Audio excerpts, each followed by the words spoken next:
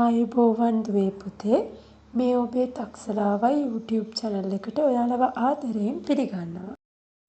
මම අද ඔයාලට කියලා දෙන්නේ රචනා මාතෘකාවකට අනුව කරුණු කොහොමද එකතු කරගන්නේ කියලා.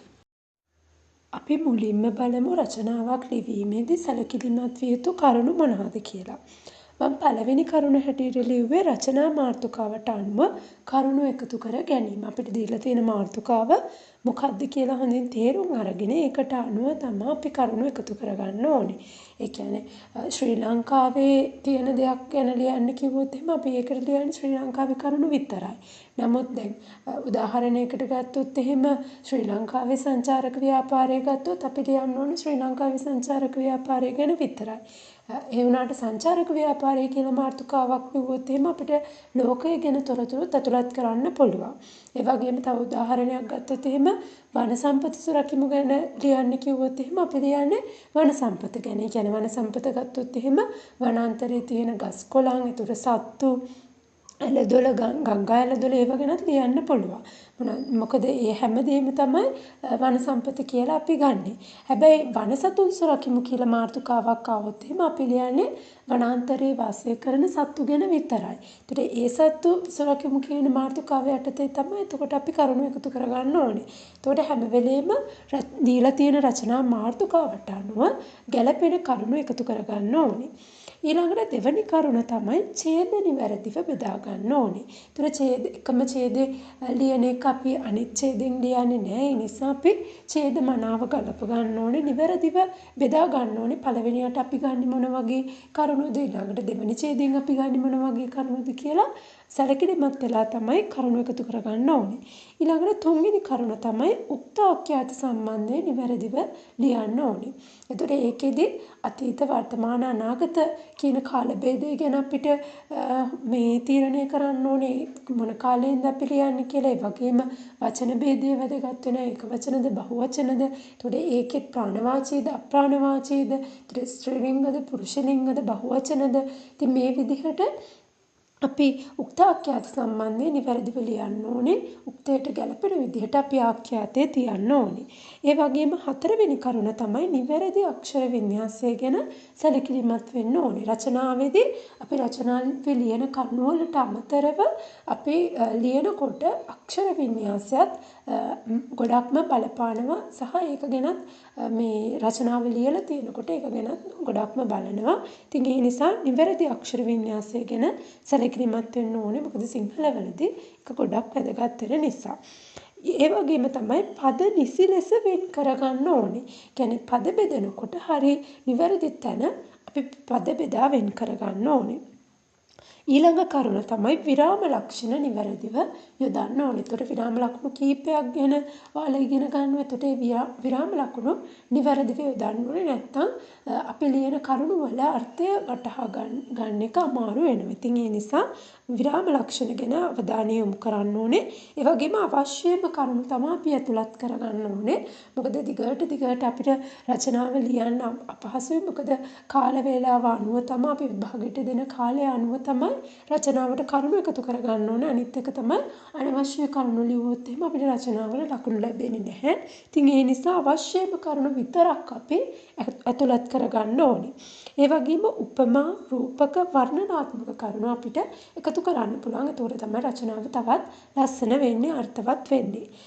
ඒ වගේම එකම කරුණ නැවත ඉදිරිපත් කරන්නේ නැහැ. මම කලිනුත් කිව්වා එකම ඒ කියන්නේ එක ඡේදයකින් පළවෙනි ඡේදයේ තියෙන කරුණු අපි දෙවෙනි ඡේදයට ගන්නෙ නැහැ. ඒතර දෙවෙනි ඡේදේ කරුණු තුන්වෙනි ඡේදයට ගන්නෙත් නැහැ. ඉතින් ඡේද බෙදා වෙන් කිරීමේදී වෙනස් කරුණු අපි ඉදිරිපත් කරන්න ඕනේ. එකම දේ නැවත ඉදිරිපත් කරන්නේ නැහැ. අත් අකුරු ලස්සනට ලියන්න ඕනේ. සිංහලවලදී ඒකත් වැදගත් වෙනවා. ඉතින් මෙන්න මේ කියන කරුණු ගැන අවධානය යොමු කරලා අපි රචනාව ලියන්න ඕනේ. ඉතින් රචනාවට කරුණු එකතු කරගත්තට මදි මේ කියපු කරුණුත් නැත්තම් ඉතින් මේ සියලුම කරුණු ගැන අවධානය යොමු කරලා තමයි අපි රචනාවක් ලියන්න ඕනේ. අද මම ඔයාලට කියලා දෙනවා රචනා මාතෘකාවකට අනුව කරුණු ලියන්නේ කොහොමද කියලා. අද මාතෘකාව වෙන්නේ විද්‍යාව දියුණුවත්ම මිනිසා පිරිහීද කියන මාතෘකාව. අපි මේ මාතෘකාව ගැන කතා කරන්න කලින් මුලින්ම බලමු ඡේද බෙදාගන්නේ කොහොමද කියලා. මම පළවෙනි ඡේදයෙන් ඔයාලට කියලා දෙනවා මේ ගැන හැඳින්වීමක්. ඊළඟට අපිට දෙවෙනි ඡේදයෙන් ලියන්න පුළුවන් විද්‍යාවේ දියුණුව ගැන. තුන්වෙනි ඡේදයෙන් විද්‍යාව හා තාක්ෂණය මිනිසාට බලපාලා තියෙන ආකාරය ගැන විස්තරයක් ලියන්න පුළුවන්. හතරවෙනි ඡේදයෙන් අවසානය ලියන්න පුළුවන්. ඉතින් මේ විදිහට ඡේද 4ක් යටතේ අපිට මේ මාතෘකාවට කරුණු එකතු කරගන්න පුළුවන්. එතකොට අපි බලමු මේ අපි බෙදාගත්ත ඡේද 4ට කොහොමද එකින් එකට කරුණු ගොඩනගා ගන්න කියලා. අපි බලමු මේ මාතෘකාව යටතේ කරුණු ගොඩනගා ගන්න කොහොමද කියලා. පළවෙනි ඡේදය හැඳින්වීම. හැඳින්වීම යටතේ අපි බලමු මොනවද අපිට ලියන්න පුළුවන් කියලා. උසස් මිනිසක් හිමි මිනිසා විසින් බොහෝ අපූර්ව දේවල් ලෝකයට බිහි කරනවා. දිනෙන් දින, පැයෙන් පැය, තප්පරෙන් තප්පර මිනිසා නවීන දේවල් හොයලා අලුත් දේවල් තනලා ලෝකය ජයග්‍රහණය කරනවා. වර්තමානයේ වෙනකොට මිනිසා සියලුම දේවල් ජයග්‍රහණය කරලා තියෙන බව අපිට දෘශ්‍යමාන වෙනවා. දෘශ්‍යමාන වෙනවා කියලා කියන අපිට ඒවා දකින්න ලැබෙනවා. පෙර නොවූ විරුවන්දමින් අහන්න දකින්න ලැබෙන සියලුම දේවල් ජයගෙන තියෙන්නේ විද්‍යාව සහ තාක්ෂණයේ මහිමය නිසා. සඳතරණය, හදවත් බද්ධය, පරිගණක තාක්ෂණය, අන්තර්ජාලය වගේ සියල්ල විද්‍යාත්මක තාක්ෂණය උපයෝගී කරගෙන මිනිසා ලබපු ජයග්‍රහණයන් වෙනවා. සත්‍ය වශයෙන්ම කිව්වොත් මේ සියල්ලම මිනිසා සංවර්ධනය කරා යන ගමන් මගේ පියසටහන් විදිහට අපිට සඳහන් කරන්න පුළුවන්. ඉතින් මේ විදිහට අපිට පළවෙනි ඡේදයෙන් කරුණු ටිකක් එකතු කරගන්න පුළුවන්. මේ විද්‍යාවේ දියුණුව පිළිබඳ කරුණු ටිකක් තමයි මම මේ ගොඩනගා ගත්තේ. ඊළඟට දෙවැනි ඡේදය. දෙවැනි ඡේදය යටතේ අපි ලියන්නේ විද්‍යාවේ දියුණුව ගැන. අපි බලමු කොහොමද කරුණු එකතු කරගන්නේ කියලා. ඇලෙක්සැන්ඩර් ග්‍රැහම් බෙල් මහතා දුරකථනයත්, මාකෝනි මහතා ගුවන් විදුලියත්, ජෝන් ලොගී බ්යාඩ් මහතා රූපවාහිනිය නිපදවීමත් විද්‍යාව හා තාක්ෂණය දියුණු වීමේ පියවර කිහිපයක් විතරයි. නීල් ආම්ස්ට්‍රෝන් මහතා අජටාකාශ තරණයේ මුල් පියවර තැබීමත් ඊට පස්සේ සිදු වුණු ග්‍රහතාරකා ගවේෂණාදී සියලුම කටයුතු මිනිසා විද්‍යාව හා තාක්ෂණය ඔස්සේ කරපු පුළුල් ජයග්‍රහණ විදිහට හඳුන්වන්න පුළුවන්. විද්‍යාව දියුණුවේ අග්‍රඵලය නිසා වසංගත රෝග මර්ධනය කරන්න එන්නත් බිහි වෙලා තියෙනවා. වකුගඩු බද්ධයේ ඉඳන් සියුම් හදවත් සැත්කම් දක්වා ව්‍යාප්ත වෙලා තියෙන සැත්කමුත් නවීන විද්‍යාව හා තාක්ෂණයේ පෙරලිකාර සමත්කම් වෙනවා. රොබෝ මිනිසා බිහිවීමත් පරිගණක යන්ත්‍ර බිහිවීමත් මේකෙදි මතක් කරන්න ඕන. මිනිසුන් 100,000 ගණනකගේ බොහෝ කටයුතු ඉතා කාර්යක්ෂමව සහ සූක්ෂමව කරන්න මේ වගේ යන්ත්‍ර කාර්යබහුල ලෝකයේ ක්‍රියාවට නංවන්නේ විද්‍යාව හා තාක්ෂණයේ දියුණුව නිසා. අහසින් තියෙන් ගොඩබිමින් යන්න පුළුවන් විවිධ මාදිලියේ වාහනත් විශ්වයේ ගම්මානයක් බවට පත් කරපු රූපවාහිනිය, අන්තර්ජාලය වගේ සංනිවේදන මාධ්‍යයන් නිසා බාල, මහලු, තරුණ ඕනම කෙනෙකුට කාර්යයන් පහසු වෙලා තියෙනවා. ලෝකය සුඛිත මුදිත කිරීමේ අරමුණු පෙරදැරිව නව සොයා ගැනීම හා නිපදවීම මිනිසාගේ යහපත සඳහා යොදා ගන්නවා නම් ඉතා යහපත් වෙනවා.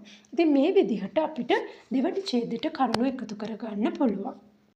තුන්වෙනි ඡේදය යටතේ අපි ලියන්නේ විද්‍යාව හා තාක්ෂණය මිනිසාට බලපාලා තියෙන්නේ කොහොමද කියලා. අපි බලමු මේ කරුණ යටතේ කොහොමද කරුණු එකතු කරගන්නේ කියලා. විද්‍යාව හා තාක්ෂණය මිනිසාට ඍජුවම සහ වක්‍රව බලපෑම් ඇති කරත් මිනිසා නවීන විද්‍යාවේ ඉහළටම ගිහිල්ලා ඉන්නේ. විද්‍යාව මිනිසාට යහපත් ප්‍රතිඵල ඇති කළත් ඒක තමන්ගේ විනාශය සඳහා භාවිතා කරන ආකාරය අපිට දකින්න ලැබෙනවා. නූතනයේ භාවිතා වන නවීන තාක්ෂණය හරහා ජංගම දුරකථන භාවිතය කෙරෙහි ළමා පරපුර වැඩි වශයෙන් පෙළඹිලා තියෙනවා. වීඩියෝ ගේම්, කෙටි පණිවිඩ සේවා, අන්තර්ජාල පරිශීලනය වගේ සංනිවේදන සේවා පහසුකම් වලින් යුක්ත හින්දා ඒ වගේ දේවල් වලට වැඩි රුචිකත්වයක් ළමා පරපුර දක්වනවා. ළමා පරපුර බොහෝ ප්‍රිය කරන සංනිවේදන මාධ්‍ය දුරකථනය වුණත් ඒක අනිසි ලෙස භාවිතා කිරීම නිසා ළමයි විවිධ ව්‍යසනවලට ගොදුරු වෙලා තියෙනවා. දුරකථනයේ පරිහරණය ළමා පරපුරට සිදුවන අහිතකර බලපෑම් විදිහට ළමා පරපුර සුරකම්, දූෂණ, අපරාධ වගේ දේවල් වලට පෙළඹෙනවා. ඒ වගේම මත්ද්‍රව්‍ය වලට පෙළඹීම, දරුවන් අසභ්‍ය දර්ශන නැරඹීමට සහ අපචාරී ක්‍රියාවන්ට යොමු කරවීම, ළමා මනස විකෘති වීම, අධ්‍යාපන කටයුතු කෙරෙහි ඇති ක්‍රියාකාරීත්වය අඩුවීම දක්වන්න පුළුවන්. ඒ වගේම අතීතයේ දෑතේ මහන්සියෙන් සිදු කරපු වැඩ වර්තමානයේ වෙනකොට යන්ත්‍ර සූත්‍ර වලින් සිදු කරනවා. ඉතින් මේක නිසා මිනිස් ශරීරයට ලැබිය යුතු ව්‍යායාම අඩු වෙලා මිනිසුන් රෝගීන් බවට පත් වෙලා තියෙනවා. ජාන තාක්ෂණය වගේ විද්‍යාත්මක ක්‍රම දියුණු වීමත් එක්ක විවිධ ආහාර වර්ග නිපදවීමටත් එම ආහාර පරිභෝජනය කිරීමෙන් විවිධ රෝගාබාධවලට මිනිසුන් ගොදුරු වීමත් සිදු වෙලා තියෙනවා. විද්‍යාව හා තාක්ෂණයේ දියුණුවෙන් සිදුවුණු විශාලම බලපෑම තමයි න්‍යෂ්ටික අව්‍යායුධ නිපදවීම. බලලෝභීත්වයෙන් සිදු කරපු පළමු දෙවන ලෝක සංග්‍රාමවලින් මිනිසාට සිදුවුණු හානි තාමත් මැකිලා ගිහිල්ලා නැහැ. ඉතින් ඒ මෙතරම් දියුණු නොවූ වකවානුවක තමයි මේ දේවල් සිද්ධ වුනේ. යම් හේකින් තවත් ලෝක සංග්‍රාමයක් ඇති වුණොත් ලෝකය අලුදූවිලි ගොඩක් බවට පත් වී යනවා අනුමානයි. ඒ විතරක් නෙමෙයි විද්‍යාවේ දියුණුවෙන් බොහෝ විනාශයන් ලෝකේ පුරාම ව්‍යාප්ත වෙලා තියෙනවා. ඊළඟට අවසානය අපිට අවසානයේට පොඩි කොටසක් ඇතුළත් කරන්න පුළුවන්. මේ අවසානය නවීන විද්‍යාව හා තාක්ෂණය දෙපැත්ත කැපෙන ආයුධයක් වගේ. නමුත් ඒක භාවිතා කරන්න ඕන ලෝකයේ සුන්දර ඉසව්වක් කරා ගෙන යාමට උචිත වෙන විදිහට විතරයි. නැත්තම් විද්‍යාව දියුණු වීමත් සමග සැබවින්ම මිනිසා පරිහානියට පත්වීම කිසිම කෙනෙක්ට නවත්තන්න බෑ. ඉතින් මේ විදිහට අපිට අවසානයේට පොඩි කොටසක් එකතු කරන්න පුළුවන් සාරාංශයක් විදිහට.